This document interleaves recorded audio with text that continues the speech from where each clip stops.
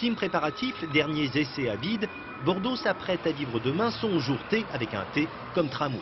Après 3 ans de travaux, la première des 3 lignes ouvrira dès 5 h demain matin. Embrasement du pont de Pierre, multiples animations, déplacements du président de la République. Cette inauguration est pour Alain Juppé un acte important, car pour le maire de Bordeaux, le tramway doit changer les habitudes. Il va falloir prendre l'habitude de laisser sa voiture à quelques kilomètres du centre-ville, dans un parking, étudié pour ça, gratuit et gardienné, et de monter dans le tramway pour arriver au Quinconce, place Péberlin ou ailleurs. Donc là, il y a un changement de mentalité. Le tramway, symbole de modernité. Amusant clin d'œil de l'histoire, il y a 45 ans, presque jour pour jour, le maire de l'époque, Jacques Chaban-Delmas, était fier, lui, d'enterrer ce moyen de transport. Bordeaux et sa banlieue avaient alors 200 km de réseau, mais le tramway, considéré comme peu sûr et dépassé, devait laisser place à l'automobile.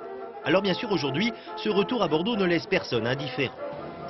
C'est formidable. Surtout pas Paulette Quentin. Pour cause, Paulette est une ancienne Wattman, autrement dit conductrice de tram. Mon Dieu. Entre émerveillement et curiosité, première visite, première découverte. Voilà. Direction le poste de pilotage, électronique, caméra, boutons, voyants, rien à voir avec ce qu'elle avait connu dès ses débuts en 1943. On n'avait que 2 manettes et une pédale au pied. Mais bon, on n'était pas assis, on était debout. Alors mon petit mètre 53. Silencieux, esthétique au-delà de la nostalgie, ce nouveau tramway a visiblement conquis Paulette. Je suis fière de l'avoir conduit, mais là, ça me donnerait envie. C'est un beau jouet. Dès demain, les Bordelais pourront faire joujou en vrai avec leur tramway.